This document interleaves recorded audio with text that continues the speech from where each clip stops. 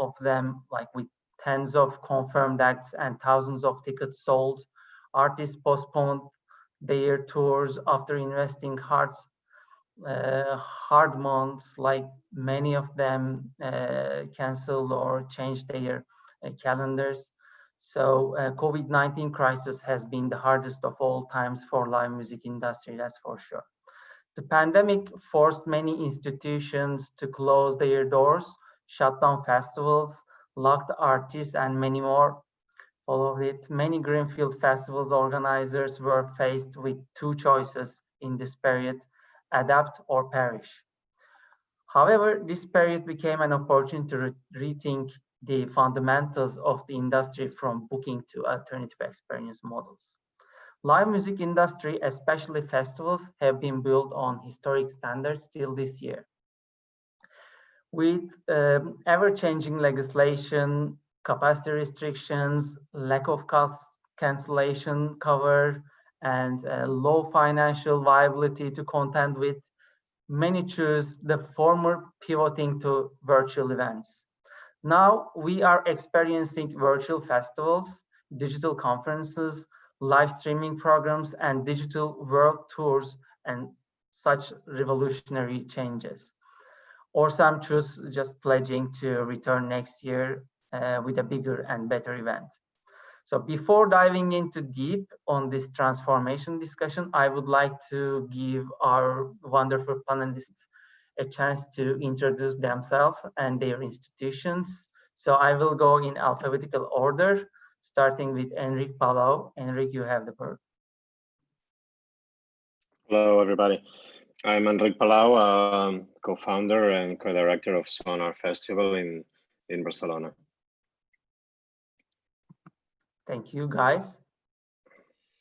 I'm Gijs Kals. I'm a producer for Geleceğin Festival, which is in Utrecht, the Netherlands.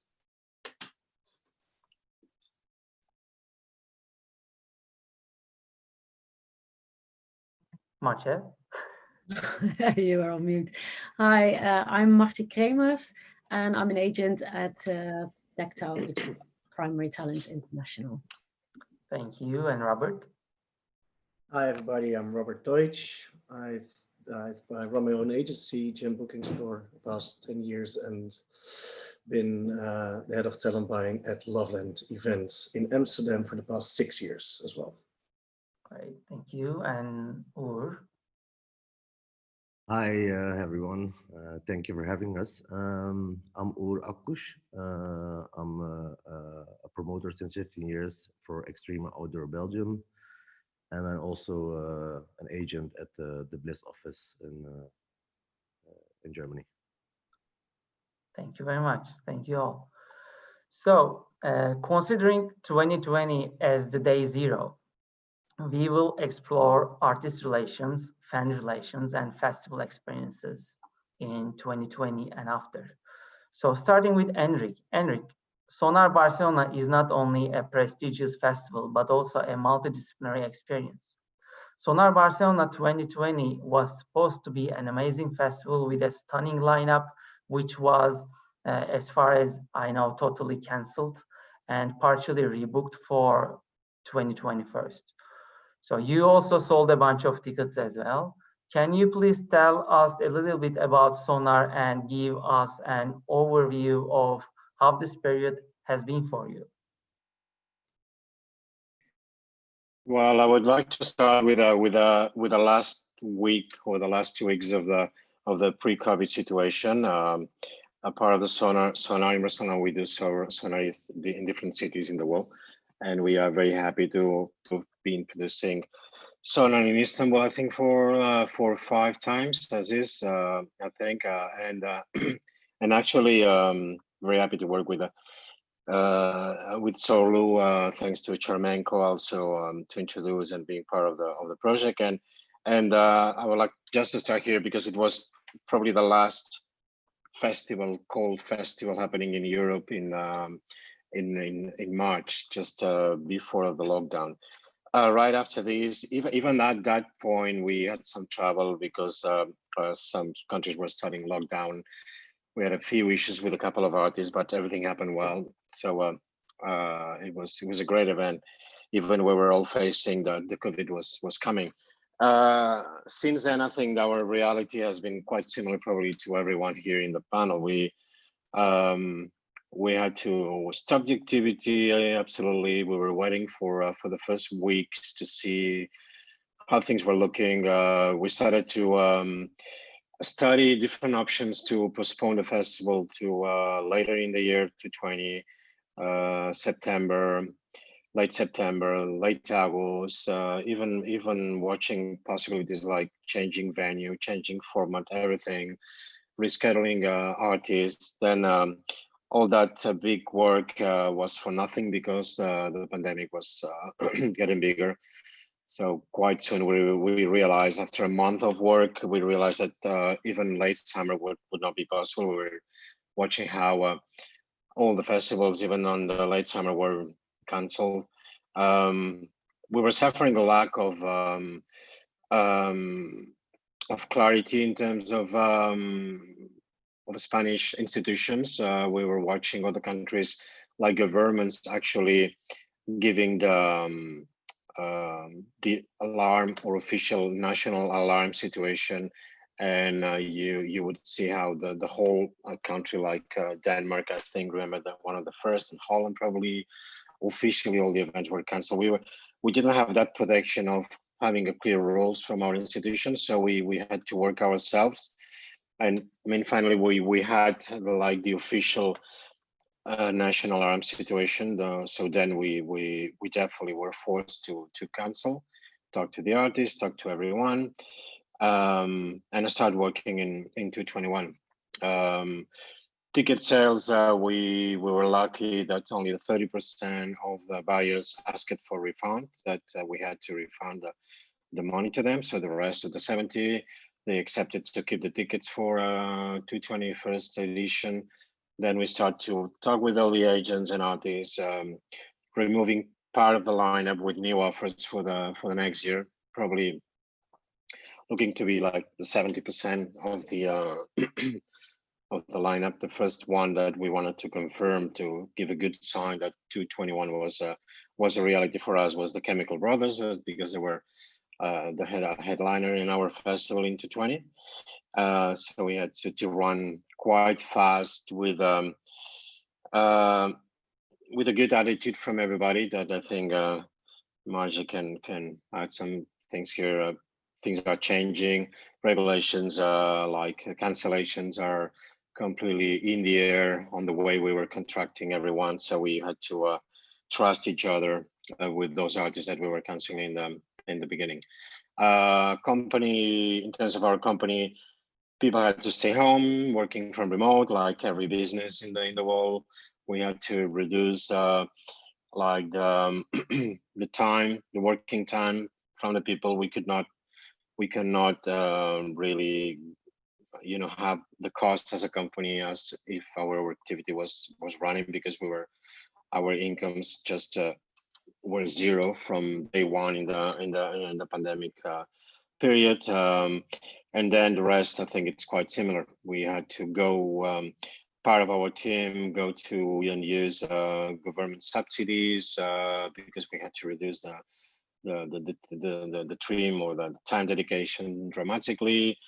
Going to banks, asking for money to survive in the period that we were facing, and immediately what happened is, like, I think we are going to talk about this in the second part. We start developing a sort of a different Sonar Plus D activity for September, having some of the acts, some of the speakers that were going to participate in the Sonar Plus D in another kind of format that we've been working and changing until the last minute, until we did it just a week ago. Yeah, thank you. I mean, as you said, especially the trust and cooperation between parties are very important and very crucial. So right here, I want to throw the ball to Marce. Marce, As an agent of Primary Talent International, one of the leading music agencies, what percent of your shows have been postponed or canceled since the beginning of pandemic? How did your artists manage this period? How is global corporate agency industry passing through this? Can you give us a brief summary of it? Well, I would say, looking back now, probably 100% of everything I had booked has now been either cancelled, rescheduled, or postponed. To begin with, I guess, I mean, we were sent home from the office on the 15th of March and were told that probably we would not be going back to the office for about 6 weeks. And so we all went home and we moved everything to September, October, November.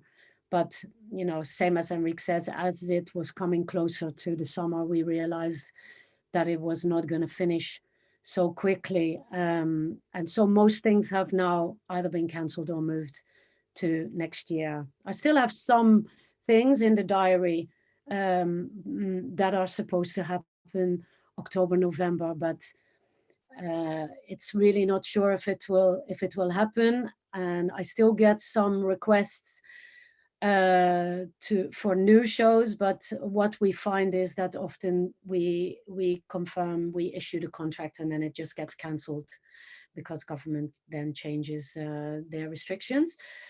How the artists pass through, I think to begin with, it was a little bit of a I think some were kind of fairly happy that they had a little bit of a break.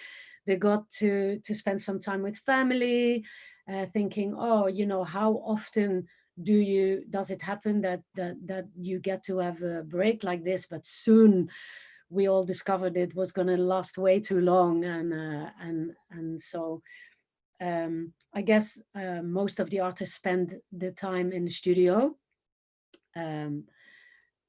trying to release or trying to work on new music, new plans. Some will have made a big effort to work on their merchandise, sell merchandise, make some money that way while you're not touring. And Primary Talent, I guess, has got through this period the same as Enrique said, putting staff on furlough, and trying to get some money from government grants. And as we merged with ICM partners in the US before February, we would have been given some support by them.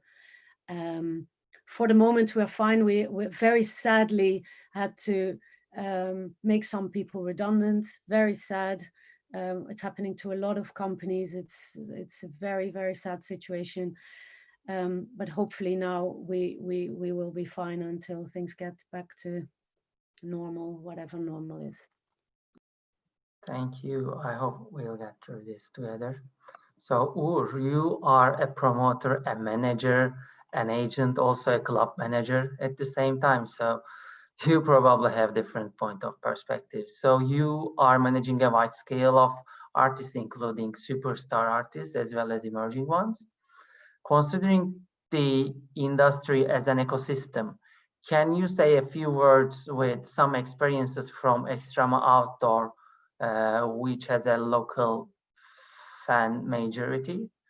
What is the total value of COVID-19 to you and those who work for the festivals in Belgium?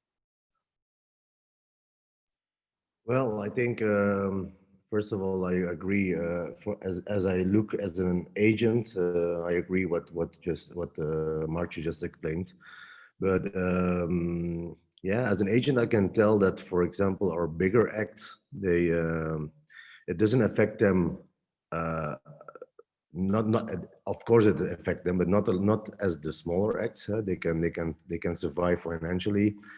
And I'm sure that they will be back in business once everything is over with the same profile as they used to be. But I think I feel the most for for the real upcoming acts who are really rising right before the COVID, and suddenly have to stop their career. This was like really, really, really bad for them. Imagine yourself, like you feel that you're going to the next level, and then it suddenly stops. For them is a really, really insecure situation, because the longer it takes, the more insecure they get. Like, hey, can I get back to business with the same profile that I leave the business? This was really, really hard, I think. And then on the other hand, you have the really smaller acts, and they are really scared, of course, that all promoters will choose for the bigger acts first, because they want to recover their loss, which is totally understandable. But yeah, I want to use this platform and many other platforms to really encourage promoters also to really focus on the smaller acts. I think they are in need the biggest in this crisis. So yeah, I hope we will find the same balance of booking acts in clubs and festivals like we did before, and not only focusing on bigger acts. So that being said, yeah, as a festival, yeah, I think we really feel it badly, but I think not that hard as our suppliers. You know, our suppliers are really hitting the most at the moment, because I think from our perspective in only Holland and Belgium, I speak for us now, we only lost some income, which is also very, very bad, but we didn't invest that much back then. But if you see to our suppliers, we have like a handful of big companies building our festivals. I think Robert knows about it. It's like maybe 5, 6 big companies doing this. Mostly they buy a lot of new stuff around December, January, in order to rent it to us, to all festivals in the summer. And so they were hit right after their big investments. And this is like really big trouble for them. And the problem is, I think most of them, they won't be able to survive till January, February. Most of them will get bankrupt if they don't get government support. And if they get bankrupt, then we have a big problem. First of all, there will be no company who can build our festivals. And second of all, I think we will lose a lot of knowledge. And I think this is the worst part, because we as a promoter work so closely with them to build knowledge together. And if we lose all this knowledge, then it will be a big disaster for us, because I already heard that many employees of these companies start working with the construction companies just to survive. They get like a contract, and I'm not sure if they will be happy to go back to the event sector after this, which is very insecure, and they experience this ignorance from the governments, and maybe they will choose for a very secure life instead of our sector. And this is like my main concern at the moment. So I hope, yeah, they will be able to survive. So that's my concern. Yeah, thank you. It's a different point, actually. Suppliers are very important for this industry, as they are kind of the heart of all productions, etc. So yeah, thank you very much for opening a new window here. Robert, you also managing artists and doing bookings for Loveland Festival. You should be affected by various angles. You have moved multiple events to 2021, which had serious amount of tickets sold. From a professional point of view, you told me before that some artists were feeling obliged to tour and they enjoyed lockdown period somehow. So for how long this will be taken positive? Yeah, well, yeah, look, I know what you mean. So what I said, it's a little bit what Marty said before, is that is that at first there was these phases, I believe, in my experience, that both the artists, especially with as well as with me, but artists especially, that they a few of them, you know, they always have this obligation to tour. You know, if you have a great offer or a great festival, it's very hard to say no for everybody. So and even if they wanted to take a break, they didn't know when. You know, January maybe often, but even then, sometimes there were great events to play. So when this started, the whole lockdown periods and everything getting cancelled, some artists experienced it as a slightly positive thing, to finally be able to have a break without feeling bad to have to decline any shows. But that changed obviously after amount of time. It's the same Martje said before. So it's, and you see yeah, some desperation in a lot of people getting bigger, and then I can only say the same as Hugo said, especially upcoming acts. You know, it's for them. Well, again, I don't want to repeat what he said, but that's exactly what I think, and that's who I feel for. Because you can, the huge ones won't be forgotten that easily. I have heard some artists, and myself included, we were thinking, well, maybe it will shaken up the industry a little bit, just that maybe people, because we go a little bit to lower capacities first, so maybe we don't need the huge big artists anymore at first, and a little bit smaller artists will be booked at first. But I can already see that it's not the case, because if there are only smaller events, then still the ones that everybody wants to book are, you know, the big ones. And if those are the only shows that can be played, the big acts will be fine to play for a little bit less. So the artists below that will be the first one affected, I think, and also the ones that have are financially the hardest hit. So they will be coming into trouble, obviously. I did see some of my artists, you know, finding some ways to find some income, doing workshops, doing training people, making music for other things. But it also, even if I don't think we have to feel very sorry for a lot of artists, because obviously they did quite well. But even the artists that did do well, they were used to a certain income. You know, you have a house or rent a studio. If you bought a house, and yeah, you have to pay the mortgage. You know, so even for those people, it's not always easy. So I don't think it's easy for anybody. Was there also the question for the promoter side or not? I can't remember. Sorry. Yeah, I mean, would be nice if you have some words. Well, so yeah, for Loveland, said what we did is we saw quite early on that that we were quite negative about the perspective for the summer quite early on. What we urged actually the government to do, because first they only canceled 1 month at the time. So next month you cannot do an event, next month you can, which was terrible, because that meant we were still, you know, have to assume that we can still do a festival in August, although we were quite sure it wasn't possible. So we basically pushed the government to give us clarity, and already say that, you know, the rest of the summer is not going to happen, which we then got, I think it was in April. And the approach we had was to just don't see it as a cancellation, the event, but see it as a postponement to next year.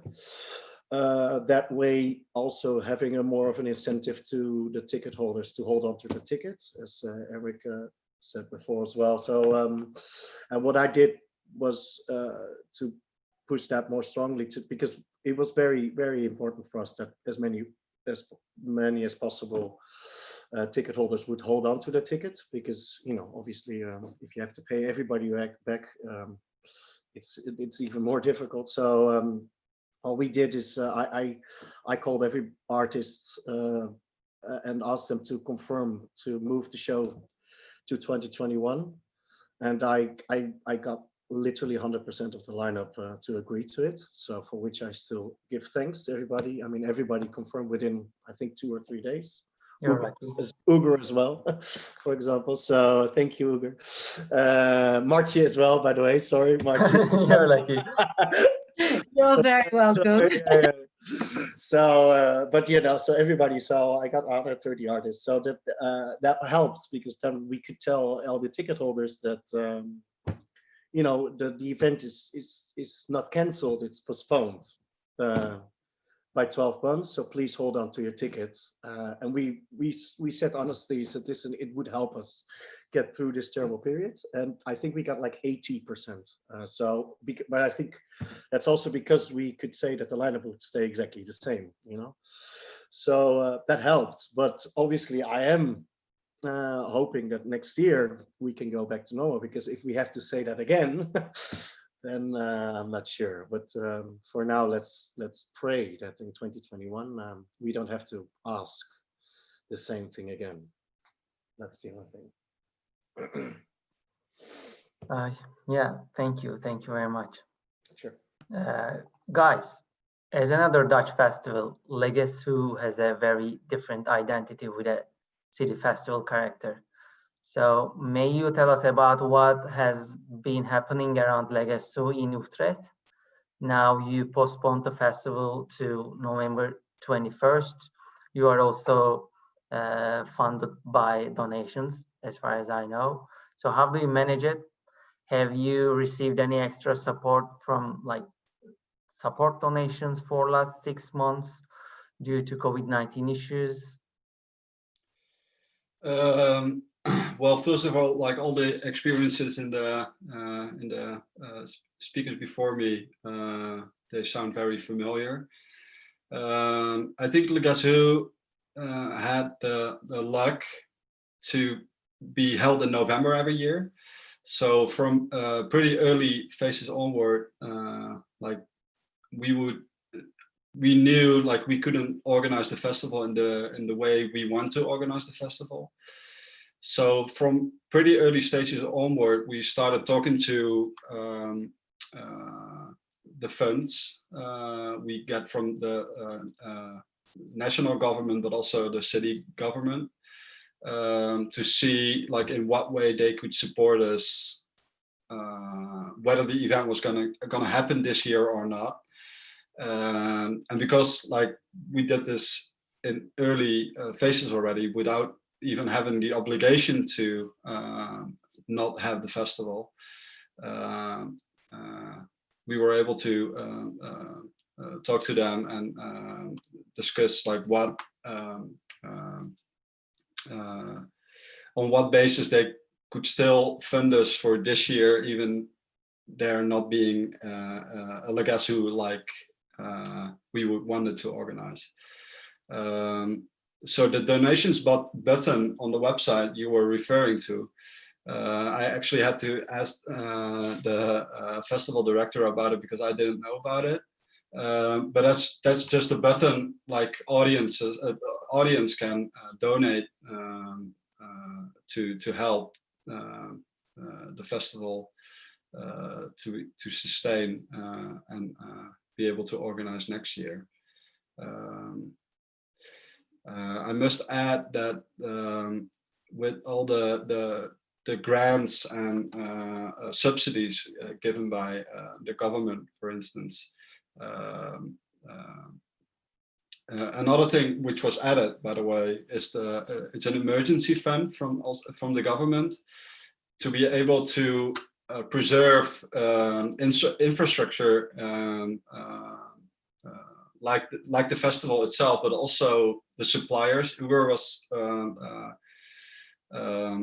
referring to that as well, because I think that's like it's an essential part of the industry, which is now sometimes forgotten about a little bit because they're not the face of the industry; they're backstage. So that's an important like chain to help as well in this crisis, and this is what this emergency fund is doing. So for this year, the emergency fund is giving money to the festival to also be able to help the infrastructure to to help the venues, to help the backline companies, audio companies, and the crews survive a little bit, and that's been really helpful. I can't tell too much about it yet because it hasn't been announced yet, but there won't be a Legacy this year, but there will be some activities in the weekend of Legacy. But I can't tell too much about it yet. No problem. Yeah, and like I said, I hear very much experiences from the speakers before. I run a booking agency as well, and I see a lot of artists struggle at the moment, but also artists like Robert said, who have enjoyed the lockdown period, oddly enough, and same for me. Like having this forced break for a little while was actually quite good, but then after a couple of months, like the reality hits in, and you have to do something to try and survive. And I think all companies in this industry are struggling right now and are trying to survive. And that's Are it. you guys, Robert and guys, happy with the support of Netherlands government to our industry? I first. Oh yeah, I think like living in the Netherlands, it's a blessing. Of course, like there's you can complain about a lot of stuff, but if you compare it to other countries, I think we're actually pretty lucky. Yeah. Yeah, I have to have the same.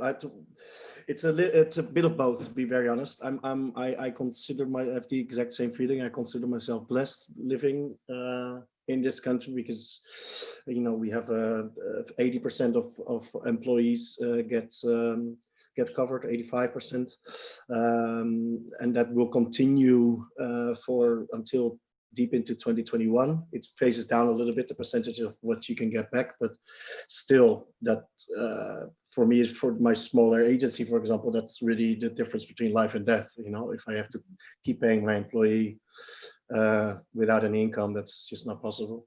And there are a number of other things that your costs can get revenued and stuff like that.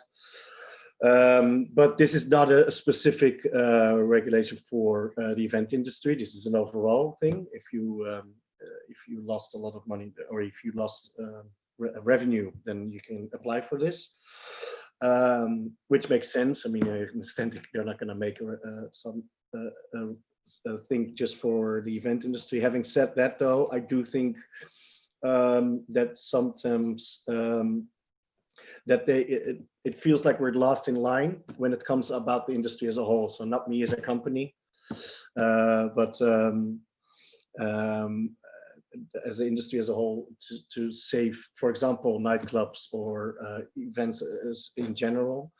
I don't have the exact answer. I don't know how, but the fact that there are conversations with other industries, and I believe so far the conversation with our industry has been low. And if you see our minister president, when he gets asked about it, the last time he said, well, events can still take place, you just have to be 2 meters apart. Yeah. Well, that's really an answer. I think you can't. So it for me, it gives the feeling that he doesn't really understand the severity. Having said that, again, I'm not gonna blame everything from the government or anything like that. And I do feel blessed that we have the stuff in place that we do. But yeah, again, if I see, even with the things that are in place now, if it continues for a couple of months, I'm not a club owner, so I don't know, but I believe there are not going to be many clubs in 4 or 5 months. You know, a place like Paradiso, again, I don't know their situation exactly, but it's been around for, I don't know, 100 years. I cannot imagine a place like that shutting down. You know, is there? So this is the only thing I'm really worried about. Generally. Yeah. But I think like places like Paradiso will survive like one way or another. But I totally agree with with the live industry being the last in line, and especially getting that feeling. I think we've got a really weak secretary of culture. Also, on the other hand, I think our lobby in The Hague it's weak too. It's mostly non-existent, and also like the live industry also is too divided to be able to make one big fist and lobby in The Hague. So that's a real shame. And I have the feeling that Belgium is doing better in that regard to make one collective fist, from what I'm seeing, but I'm not sure. No, it's not. Really? We tried, of course, but it's not really helping. And I agree and disagree on also the government support, of course, because if you look at it as a different perspective, I'm also very, very happy that I live in a country like Belgium and we get this government support. But I also have 2 kids, and no money is for free. All the money that we get now, our kids will have to pay for this, and I'm more for solutions to recover ourselves. You know, that they give us the chance to recover and trust us as a promoter. And if I only talk for Benelux now, I think we are the pioneers in organizing festivals. The whole world is coming to Benelux to check out how we are organizing things, not only on experience way, but also on safety and everything. Like crowd control is in our DNA. You know, we know how to do it. So, and why we are the only sector don't get the chance to prove ourselves and try to recover our loss ourselves instead of handing our hands to the government and say, please pay us money. I don't think this is a very healthy situation. Of course, it's necessary at the moment, otherwise we won't survive. But this can't take forever, you know. Like they need to give us a chance to recover ourselves. Otherwise, the damage for our next generation will be a big disaster, because there's hundreds of millions of euros pumping into the economy now, especially our sector. But somebody have to pay the bill, and I'm very worried that it will be our kids who have to pay the bills. Yeah, but I do think like at least the next like relief packages, the government is also implying that, like, because the support will go down in the next months, over the course of next months, to encourage businesses to find different ways of making income, making revenue. That's what I wanted to add to that. Thank you. Enric, does it differ in Spain? Well, of course, I can completely agree with what Ugur was saying. I mean, money is not something that governments can just print and give away. So we don't have the kind of support that Belgium and Holland are having in general in all different sectors. I mean, that's for That's for sure. Spain, it's even more heated because we, as a country, a lot of the jobs depend in tourism, for example, and so this was completely another disaster. So it can be an immediate effect, even us being able to do events that some part, probably a big part of our society is going to be hit by the financial crisis that it's already happening, and it's coming. So those are part of those are the target audience that we need them to come and enjoy our events. We need them to come and buy our tickets, etc. So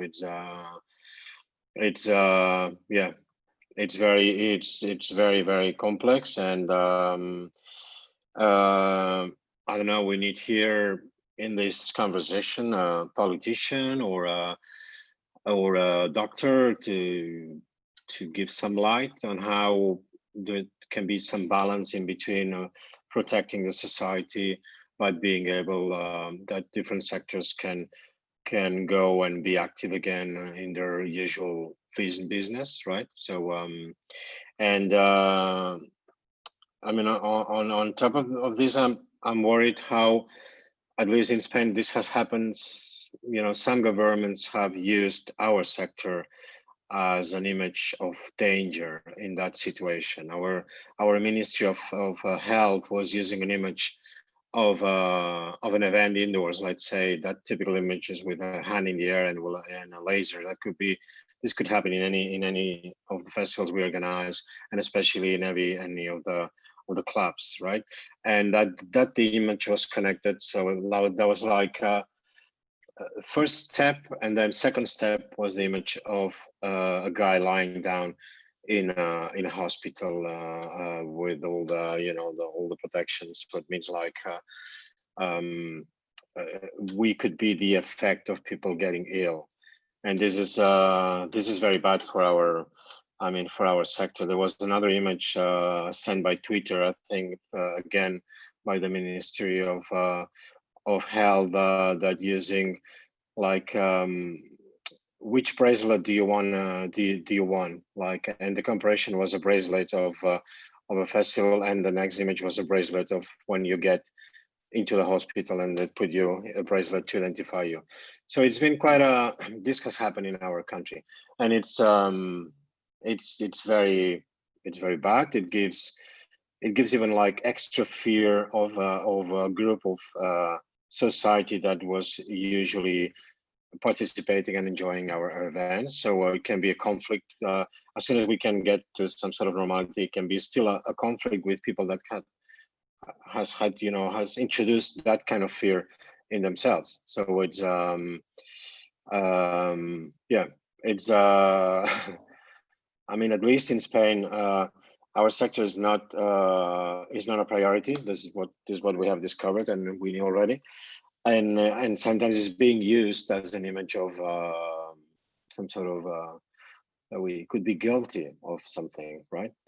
Which is completely unfair, because we've been following and cooperating with the institutions in our case for more than 25 years. So we've been going through all kind of regulations and looking for ways to work together with those institutions all the time. So they should not use our sector now in such a bad way. Thank you. Marcia, you live in the heart of this industry in London. How do you see it? Well, I have to agree with pretty much everything everyone on the panel has said, that here I feel the government has handled it not very well. They've installed this kind of fear into people. The messaging of how to get along with life has been very conflicting. One minute they tell you to get to work if you can, the next they tell you to stay home, etc., etc. It's all very conflicting. Like everyone else, it's good to know that the government is helping with money, but now especially small nightclubs, they get completely forgotten about. And I think that when we, like Robert said before, I think when we get to the end of this, there will be a lot of small clubs that will not have survived this, because the furlough scheme is now coming to an end. These companies who have zero income will be expected to pay the salaries of their staff, which they have no way to do. And I agree also with Enrique that it's just fear, like it's been fear mongering, trying to give, when the government is discussing what's going to happen with festivals, they always use Glastonbury as the example, where there's like 250,000 people come together. It's trying to kind of scapegoat us, put us towards the end of the queue. And I don't really see that that's going to change very quickly. Yeah, thank you. I mean, even though governments support the industry enough or not, this industry will keep working closely and supportively to rebuild the scene and ensure that audience return quickly.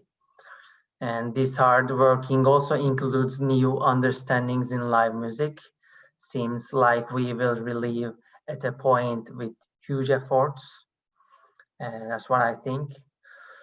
So looking forward to 2021 and after, when we get back to the normal life, do you think, guys, festivals are going to mean the same? We already collected some success stories in the business. We see different models of live music experiences evolving recently. Gaming integrations like in Fortnite by Travis Scott and Marshmello, fully virtual festivals like Burning Man, Tomorrowland, which had over, I think, around like 10 million views. The Lost Horizons did the same, and Jay-Z invested in cryptocurrency, which will probably take a part of live entertainment soon, etc., etc. So, Enrique, I want to ask the first question to you here. After 28 years, blood, sweat, and tears, do you think that the conventional festival layout will change? And as an arts and technology festival, are you planning any new modeling for the festival? You just ran Sonar Plus D virtually in the last weekend. Do you have any available feedbacks or data to share with us? Yes, we can probably play that video that show in 2 minutes what we just did this past weekend. Here it goes now. Sorry.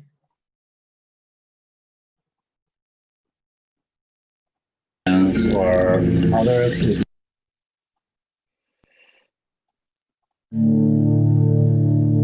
Aquí encetem aquesta edició extraordinària de Sonar més D CCCB.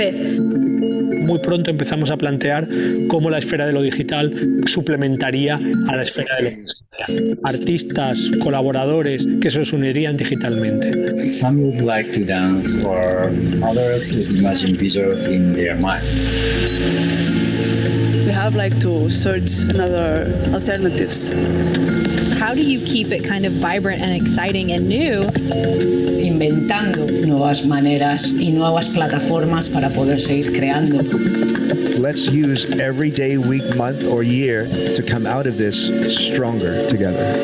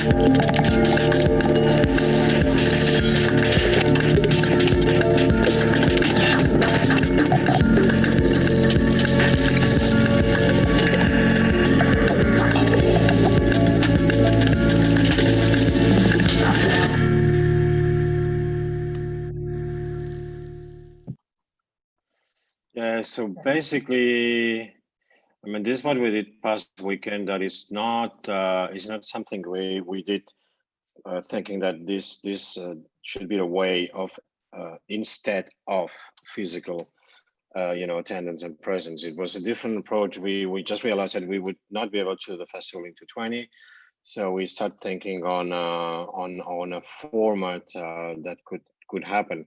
Actually, we thought on a format that could still have some physical attendance. Finally, physical attendance was just something very, very little, basically, and it turned into a sort of an opportunity of people participating from abroad. So actually, no international artists could travel to Barcelona, of course. So as you've seen in the video, Max Cooper did recorded his show from London. Daito Manabe from a studio in Tokyo, having to change 4 times studio because the studios were closed down because of the pandemic. Also, Rio Gikeda from Paris, or Nicola Cruz that we saw that image in that nice forest from Quito. And especially in some cases, like even in Nicola Cruz or John Talabot, that we saw that image surrounded by German images. So it became sort of an opportunity of them to do another kind of show with no audience, taking that no audience situation as an opportunity to do something different. And it actually was very, very, very interesting.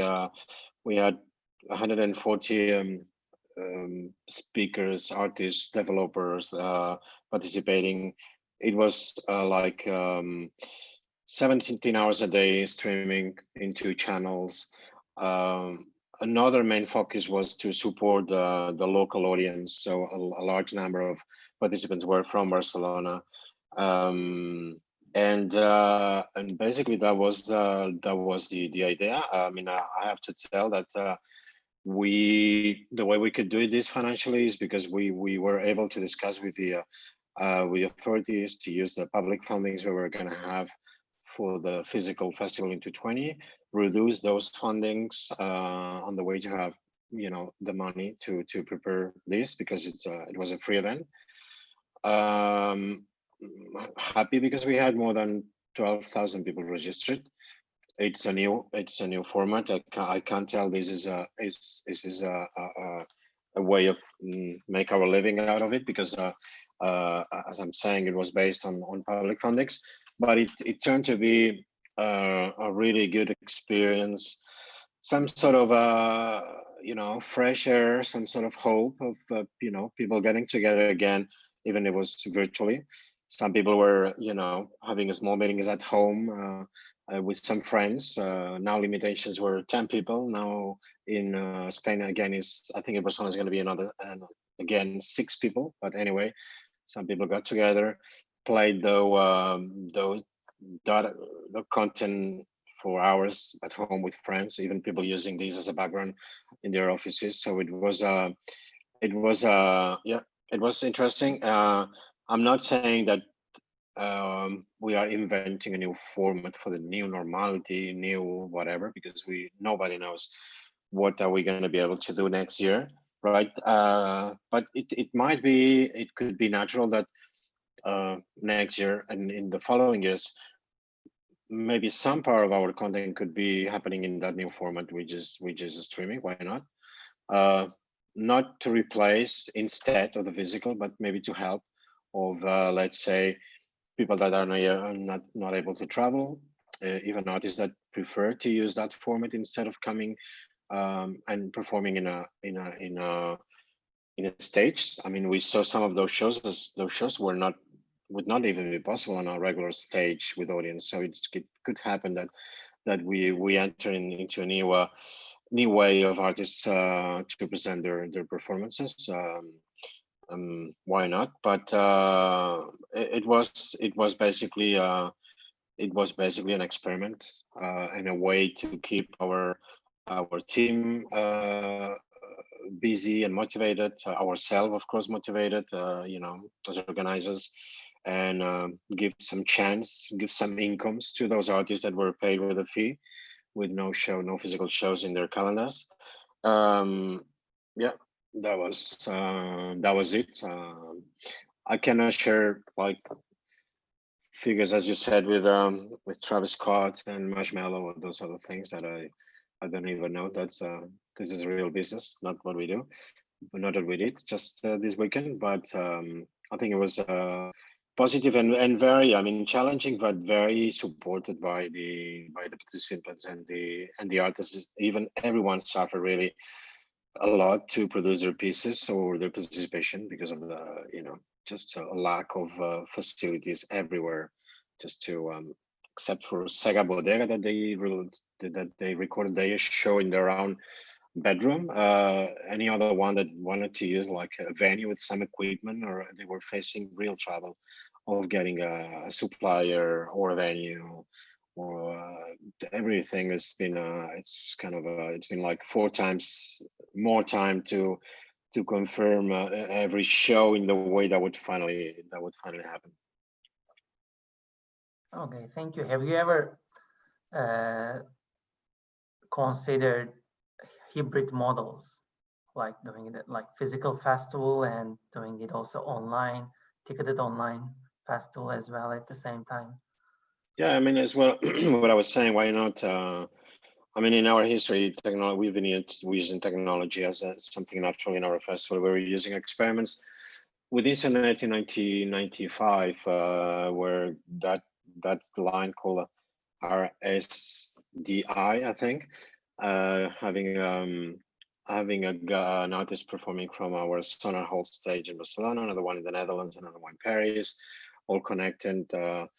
Image and sound was coming within like 1 or 2 seconds delay. Now this is still like a joke because we can do it with our phones, right? But implementing and using technology through the hands of and the heads of artists and creators, it's natural for us. Maybe it could be, I mean, part of our festival could have this new online format, maybe, but it's a part. I mean, people like to come to our events, every events of anyone here in the table today, or and of course Sonar, to get together physically with other people from all other places, with friends, and enjoy the physics of a good show, of a good set, in sharing, enjoying this with other people. And there's no replacement for these online. Yeah, okay, thank you. Uğur, you are a conservative promoter in sense of models, like this kind of event models, according to our previous dialogue. So could you please let us know your thoughts and expectations about this, about the future and like future events, especially the following 2 years? Well, yeah, let me first start that I deeply respect every promoter and CEO to try to find alternative ways to entertain people. But personally, I'm really against it. We did with Extrema. We tried to avoid alternative way organizing events, or also participate as our artists, because yeah, at the end, I don't think this will be a solution, and we are so much pushed towards a new normal by many governments, and I truly believe that it's better to not participate to create a new normal, because before we know, if we prove them that we can find alternative ways to make money, even if it's much more or less than we used to earn before we know, they will say, hey, you see, they find their new way to make money, and maybe it's better that they do it this way the next 2, 3 years, which is a very, very dangerous situation, in my opinion. Maybe I'm wrong, I hope I'm wrong, but we choose to not participate in this way of organizing events, not with streaming, also not with organizing events seated or with bubbles, because this is like, I'm actually against everything that's against human nature. Like I'm started to be a promoter to bring people together and make them happy. Most of the people have like a really tough week from Monday to Friday, and we are there to give them the best time of their lives. And whatever you do as a promoter, to do it differently, it will never be the same experience as we used to give them.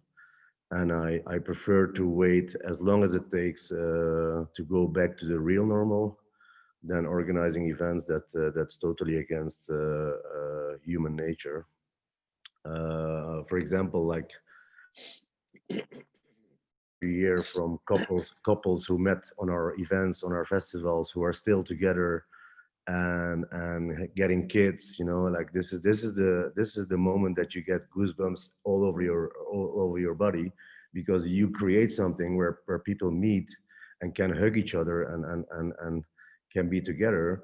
I know that this is not possible at the moment, but like I said, I prefer to wait till it's all over, than rather than trying to organize events. That's totally not where we stand for. And I really think that it will also affect the amount of people who work in this industry. If we go to this kind of event, for example, for the next 2 years, you can skip 70% of the people who worked in this industry, because there will be not much work for them to do. And our governments already underestimate our industry as in terms of employees, because if you look to Belgium only, you have like 82,000 people working in our industry, like 82,000 people. This is like insane.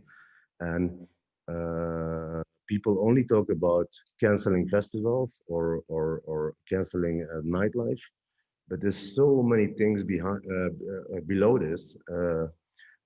It's a funny example I want to give to you. It goes so far that for example, the potato farmer can't sell his potatoes because there is no French fry sales on our festivals. You know, it goes so deep, and I guess everyone can imagine how many people and companies are involved between the potato farmer and our festival. You know, and I'm really scared if we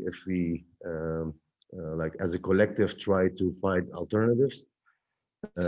This will give more damage to our benefits. That's my personal opinion. I hope I'm wrong, but this is just a personal feeling from my side. What if you just will be able to do festival but with social distance? I don't know. I would never do that. I prefer to go to open a bakery than do that, to be honest. Okay, just keep it. Robert, you agree, guys? I guess. With especially with the last one, the social distancing festival is impossible. It's totally against human nature. You know? I mean, like, that's if you bring people together, you want them to be together, and if you give them rules, they have rules enough during the week. You know, like there's rules everywhere. The reason they come to our festivals, that it gives them a feeling of freedom, you know, like they can be and act however they want, which is not the case from Monday to Friday. And if we give them a lot of rules also on our festival, which is their time, their best time of the week, then yeah, I think it's very sad. Like you better don't do anything, then better wait till everything is normal, in my opinion. Yeah, like I said, I agree with the social distancing. It's not possible, and we did have a small discussion about it, but it was a short one in the office, because we didn't think we did do some streams on Facebook, but those were not paid. It's just to have some content on the day of that the events were normally held. So we had some artists doing some exclusive live streams on some nice locations with some good camera work. So you have a little bit better than the bedroom streams that you normally have. But those weren't for revenue. Those were just for just to keep give our people something to remember us by. But in terms of the seeded things, it doesn't make any sense for us. The whole, and we're called Loveland, so it's quite that's quite difficult to have a festival that does that, see that or anything. Again, I understand what Ugur is saying, but I'm not against anything like that. But for us personally, we were not seeing it. But in terms of next year, the only thing that I wanted to say, which is what Enric said before a little bit as well, is the one thing that I am that I'm worried or thinking about lately is that at the beginning, I remember us saying that, well, if this summer is canceled, then and next summer we can do next summer, then we'll just have the best summer next year, and we'll get, we'll do very well in 2021, because if everybody cannot party for 1 year, then everything is going to be sold out instantly in 2021. We're starting to rethink this and think if that is really the way it's going to be, because as Emmerich said, some people might, not everybody, but some people might be scared to go. How long will it take for people to find it normal again to stand into a crowd of 10,000 people? I don't know. I think a large portion of young people won't mind, but even if only 20 or 30% will be a little bit afraid and think maybe I'm going to skip festivals for another year, that will be a big issue, I think, for next year, because 30% is a lot of people.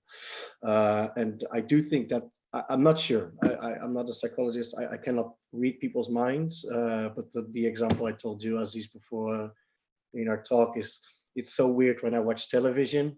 That's when I see some people hugging on the TV, then I'm thinking, oh, that's not allowed.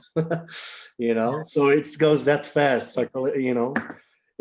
Apparently I'm already so used that it's not allowed to hug people, that if I'm seeing it in a series, that I'm already thinking this.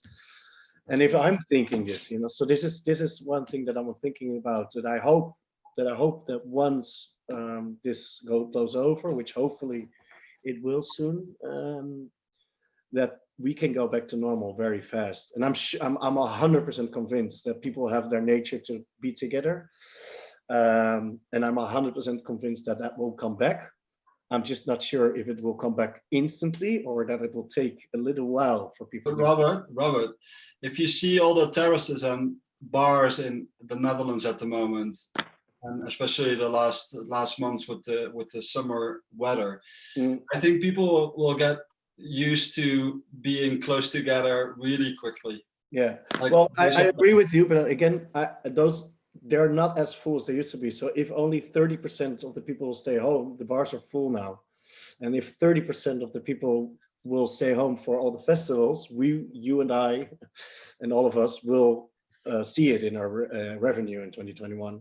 Yeah. And after a year that we spend all the budget that we have, it will be another thing to think about, I think. But I don't know. Maybe you're right. Can I say something? But honestly, I think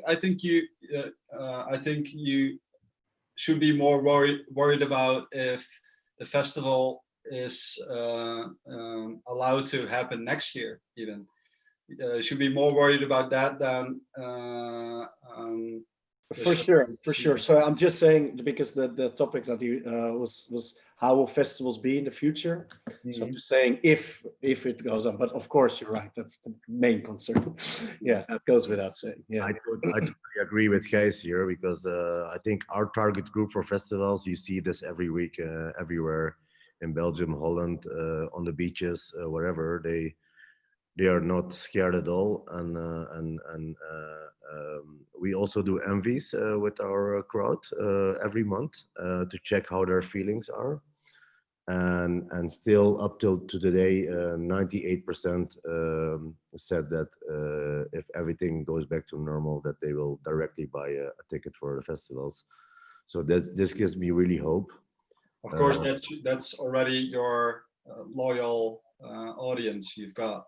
If you're yeah, but I think every festival and every promoter, every club has his loyal audience. And I don't think it makes any difference. Of course, there will be a small percentage of people who won't attend, which is very normal because after such a communication, 7 months, some people are really scared, which is very normal. But I think this will change in no time. And as I said before, I think if the clubs will open in April or May, you can imagine the impact of the attendees. I think they will never be able to sell tickets so fast in the first 6 months in their entire life. Even if you book your neighbor DJ to play all night long, you will sell out, no doubt. That is what I hope. Yeah, exactly. But again, that's what I always thought. That there was just a thought that I had in mind, especially when hearing Enric saying before as well that you know that he felt that the government was pushing for fear for festivals and crowds.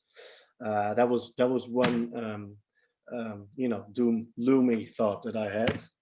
But yeah, I hope you're right, and most likely you are right. So let's hope people are not getting too. And one thing more, the good thing is I think that's the tricky thing I think from all the situation. You were mentioning, Robert, earlier that most of the clubs won't survive maybe 4 or 5 months, if I can maybe predict. This will be very sad because if they will be able to open before, they will have the best time of their career, I think, because imagine the clubs opening in February or March or April. The next year and a half, they will be packed. That's 100% sure. Like there's no doubt about it. I saw it, and we do some bookings now in Poland and in Switzerland, and I speak to the promoters, and they said like, Ugur, the amount of tickets we are selling, it's insane. Like with no big acts, like they are all booking small acts because they want to reduce the cost, of course. And you see the impact of people are eager. Even if you ask like 50 € income, nobody will do that, but people will go because they are so eager to go. And I think this will be a very, very nice new life for the club scene, which was suffering. I think this will give them a new perspective, I think, but I hope they will survive. They survive the next 5-6 months. That is the big. That's the big if. The big if. Yeah, I fear a lot of those clubs are like already like technically bankrupt. But, yeah. You know what Ugur was saying earlier is the same. Like here, I don't know if you saw in the UK, they put these shows on in Newcastle where they had the people in.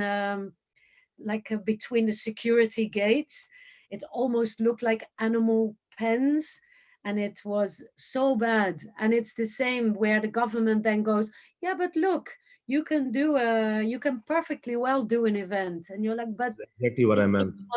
This is not a human way of doing an event, you know, like it is everything that is that's not right about it. Like Ugur says, where you just want to be together and just want it to be in a normal way, not a social distanced way. It's okay for a bar, you know. Now when if I go out now in London and you go in a bar and you sit 6 people at a table and have drinks, socially distanced, that's fine, but that's not what you want from when you go out. And I really think when you're 18, 19 years old as well.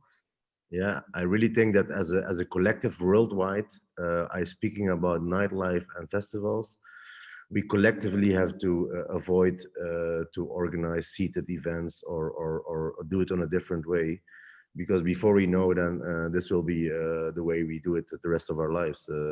This is not really good. I think. Of course, it's really, I totally understand, of course, also the clubs, because they have no income, they try to find other ways. But yeah, first of all, I don't think it's very profitable to do it this way. And you put so much pressure on your team and everyone involved to organize events for 300-400 people seated. And it's not going to save you anyway financially, you know, in my opinion. No, but I think say artist or promoter, like Margie just told us that, and you said smaller artists needs help. So such actions would be a kind of support for them. Well, I think for some of the artists who, like we discussed earlier, is who have bills to pay and who have family and who are suffering. I guess if they get offered to DJ for a certain amount of money, even if it's sit down, even if the sound is low, they kind of accept it because it's a way of making money. But you know, it's by no means how it should be. And I think we are all under no illusion that as soon as the government allows people to go inside without social distancing, that you know, all these shows will be shortly forgotten. You know, I think it's just a means to an end, and I don't think it's so wrong. I think it can also be quite interesting for a really big artist to play to 100 people and do like a totally different kind of thing. I mean, as a one-off, but not to make it anything regular. Or that.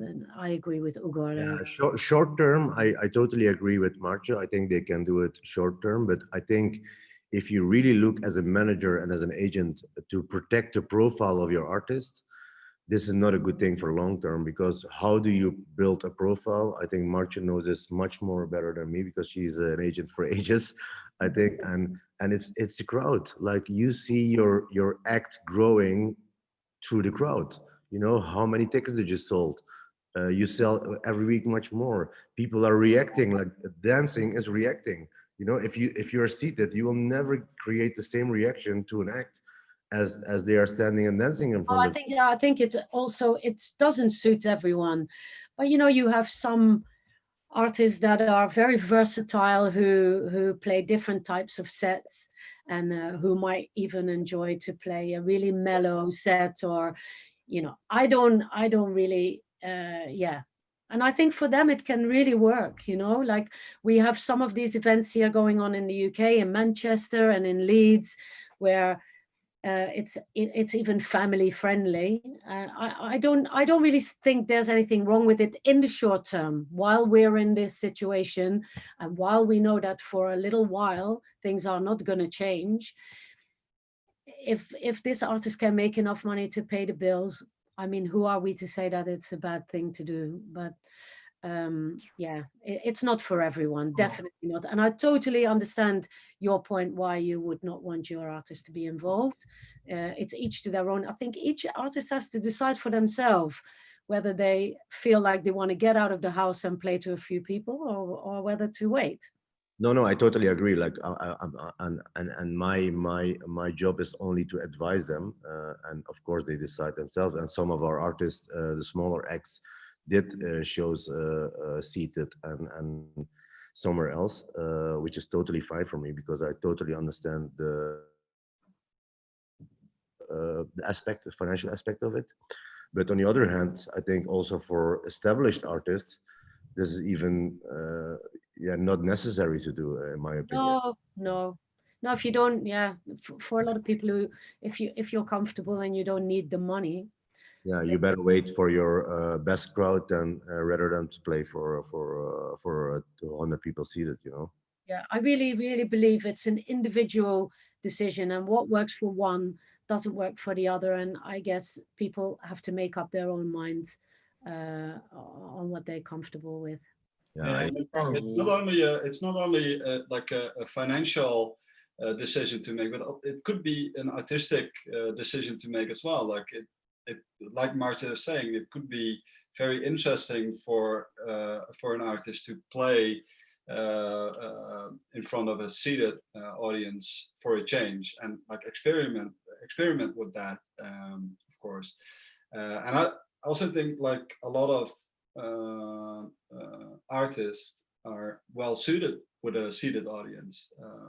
So like I don't have anything against like trying stuff now, and it doesn't necessarily mean we should keep everything we invent at the moment for the future, but for now, why not experiment? But one thing I want to add, especially with like smaller clubs and venues organizing socially distant shows, they should not forget to emphasize this is not profitable. It's to show we're still here, but it's not profitable. So it's not sustainable. It can happen, and that voice should also reach the government, so they know this is not a situation in which the industry can change forever. It's for this moment alone, and not for the whole future, I think. Do you really think that the government will look into this? No, but no. Honestly, no. But that's the thing of fear. Yeah, but outside of the government, also the audience should know those shows are not profitable, and that's important too, because the audience they don't know that either. They say, oh, now you can do shows again, socially. I can give you an example, guys. The first 4 years of Extreme Outdoor, I lost a huge amount of money. I was almost bankrupt, and of course the place looked busy, and everyone I saw on the festival, my friends were like, "Hey, Igor, you're doing well. It's you're making the best money of your life." So the crowd really, they don't have an idea what's going on. They just come to your event and enjoy the party, and they don't have a clue if you are making money or losing money. And if your crowd doesn't notice, who are attending your event, the government, you forget about it. They will never have a clue. They don't have a clue. They don't. No, but yeah, but I've been to the Minister of Culture of Belgium in a meeting, and there was the first moment that I really discovered that they don't have a clue what we are doing. Not a clue at all. Which is also you can blame them, because they have never been involved in our industry, and they are the first time now with the crisis, and they don't know how to react on our problem, and that's the biggest problem, I think. And then we are facing the biggest problem here. I mean, when I was talking about fear, don't take me wrong, I know, of course, I want to. The physical events is what we do, and this is what we want to keep doing, and it's never going to can be replaced by any online experience, that's for sure. But and fear, it's not gonna affect the youngest audience we have. I really believe that the kids from 16 to 26, 30, not this more affecting older audience that still are our clients, but especially affecting the perception.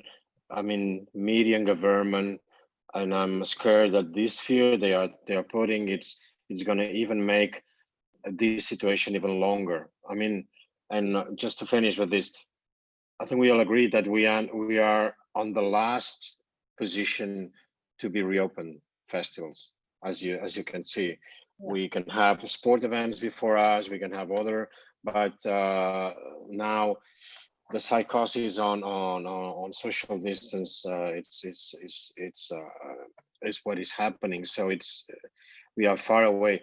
So then you touched a very hot point. Are we some sort of represented in a way that we can have a dialogue with the governments? Because you mentioned the farmers might, I'm sure they are well organized, that there is a minister that understands and know the farmers' business.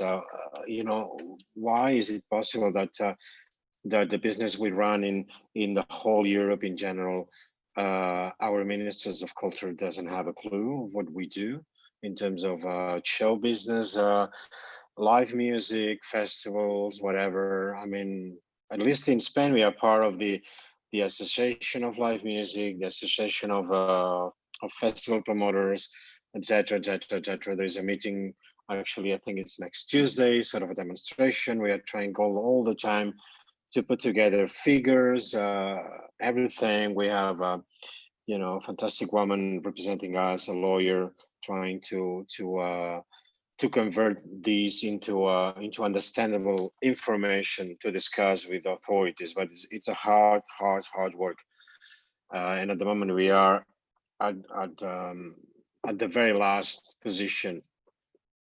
in this reopening calendar that even doesn't exist. But when they start building this reopening calendar, festival are really probably in one of the last positions. So we need to find ways to make visible that how important culture and how important live music and etc. and so on is. It's important for society.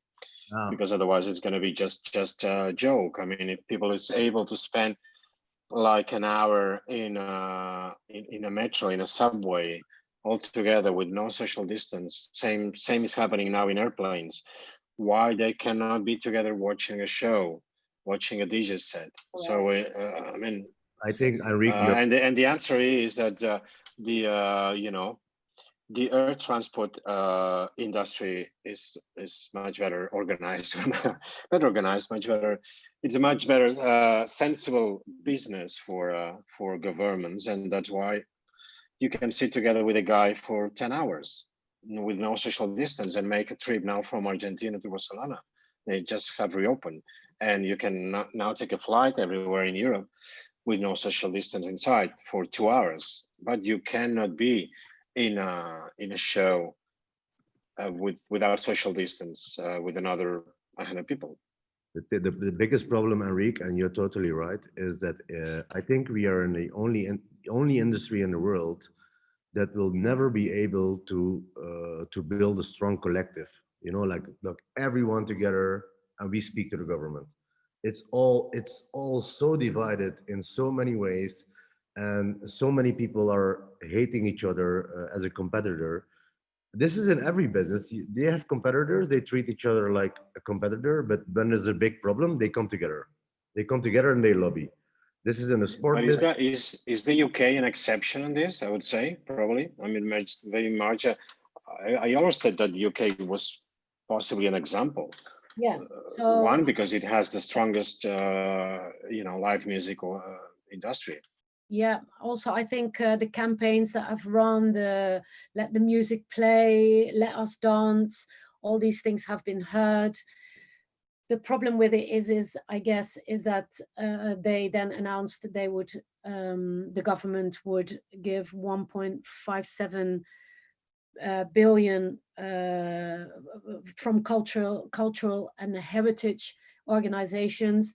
It's very unclear exactly who's getting the money, but yeah, the lobbying is quite good, and I would say that most of the venues and everybody is pretty much on the same page, I would say. That's really good to hear, because that's really totally not the case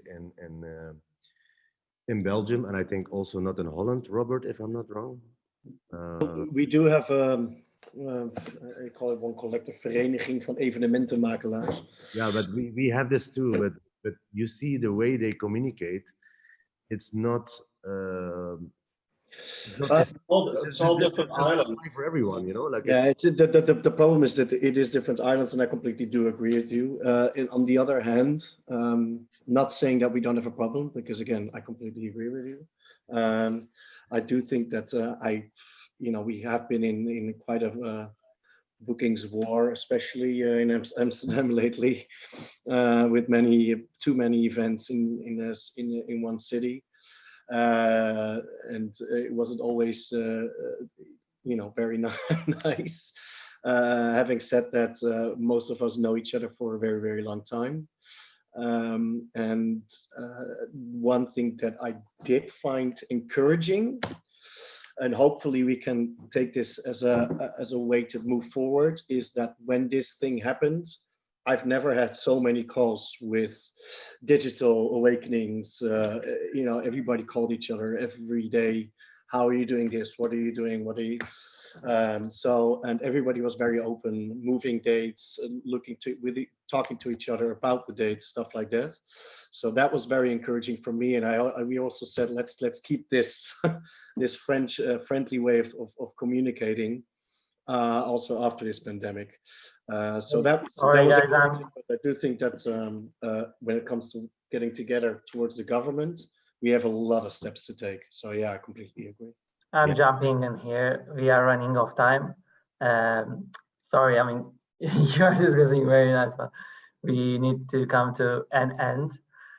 This goes on. I mean, we all feel. Wait, there's nobody watching us already. Oh God. Yeah, I mean, I will just ask two more questions with just one sentence answers. One to you, Uğur. Don't you see digitalization, these virtual events, as a gate opening to more international events? As you, I mean, most of your fans are local, as I know. So maybe, I mean, as a promotional tool, something like just like 30 seconds, please. No, I can be very short. Not at all, actually. I don't think it will help on long term. It's nice to see it for a while, but I think everyone get bored already from all the live stream things. Okay, thank you. And Marce, last one to you. Do you think these new experiences like virtual events, gaming, etc., will they have the biggest piece of an artist's income pie in upcoming future, in a close future? Well, as an agent, I hope not, actually. Oh, yeah. Because, you know, we prefer to make our live bookings, but I completely agree with Uğur. I think it's been okay doing streams while, you know, we're going, like one of my artists did a stream with Robert, was beautifully filmed, and I mean, we were very happy and proud to be part of it. It was great for me to share with promoters. But I agree with Uğur, there's no comparison to the real thing. I think it will become maybe little bit part of it, like Enrique said, that in some cases it will be part real and part virtual. We can see it with Tomorrowland, for example. I think we'll have to see how it works with their New Year's Eve event. I think, but it will never, ever, ever replace the real thing, ever. All right. Thank you very much. Few could have predicted how this year will turn out, but if any industry is equipped to bounce back fast, it's us, that's for sure. So no doubt, fingers crossed. Thank you very much for your appearance in this wonderful panel, guys. It was enlightening, sharing valuable ideas with you all. Also, all Digilog followers, thank you for joining us today. Thanks to Digilog, Zorlu Performing Arts Center, and IKSV for giving this opportunity to us today. So as you may already know, at the end of this panel series, an industry report will be drawn up. It's going to be available on Digilog website, open to anyone, and it's going to be for free. So please keep checking. Have a good evening, everybody. Thanks for being us again. So thank you. Take care, guys. Thank you so much. Bye. Cheers.